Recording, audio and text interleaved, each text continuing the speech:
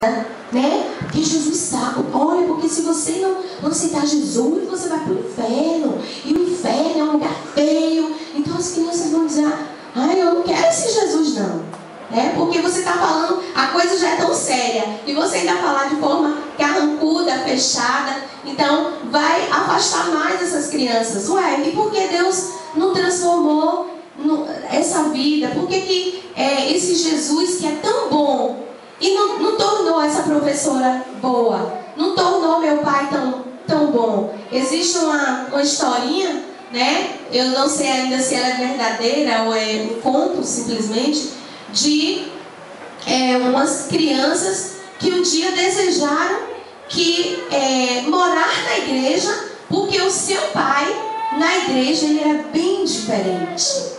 Ele era aquele, mostrava, falava do amor de Deus, abraçava os irmãos, e aquela alegria, aquela animação. Mas antes de chegar na igreja, era aquela carranca, fechado, passa aqui, não sei o quê. Então, e no dia a dia, muito mais, né? Então existia aquela coisa muito pesada na vida daquele pai, e que os filhos desejaram que a casa deles fosse a igreja. Então, isso é uma realidade, sim.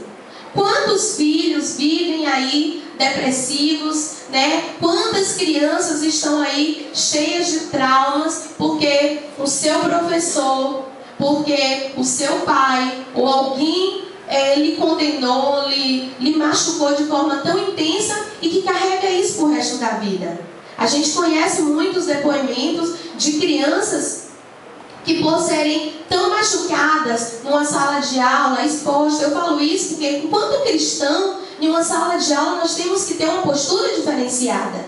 Enquanto na igreja também nós precisamos ter uma atitude diferente. Então é por isso que a gente tem que se preocupar muito com o nosso exemplo, para que as crianças possam se espelhar. Seja firme. Isso é outra coisa importante, né? Deixa eu ver o que é que diz aqui. O amor é firme. Mantenha a disciplina. O líder pode sorrir, brincar, contar histórias, mas sem abrir mão da disciplina. Jesus era alegre e convivia com as pessoas, mas também ensinava, corrigia, confrontava e falava a verdade. Ser firme não é ser duro, mas ser coerente.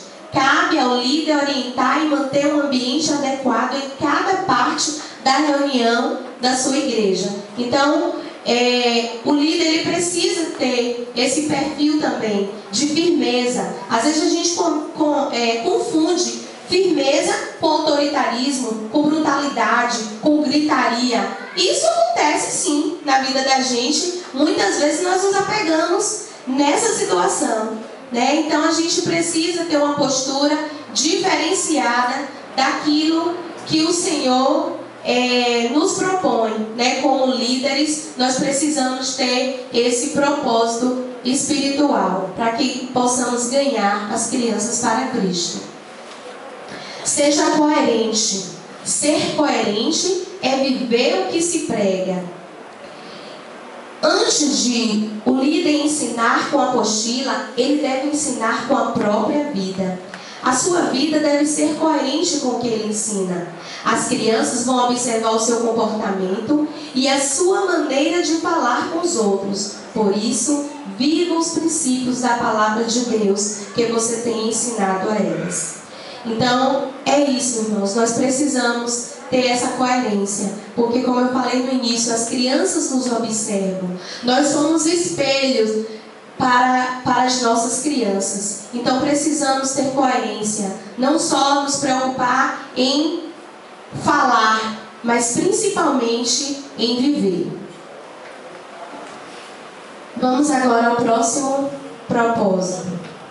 Dar às crianças um propósito de vida. O líder deve falar às crianças do plano de Deus para elas. Isso já ficou bem claro, né? O líder deve prepará-las para serem líderes. O líder deve ensinar que cada criança deve aprender a ser vencedor. Então, olha como é grande a nossa responsabilidade, né? Preparar nossas crianças para serem líderes, preparar para a vida, preparar para serem vencedoras. Não só esse preparo, né, do conhecimento fechado. A gente precisa só voltado unicamente para a Bíblia. É preciso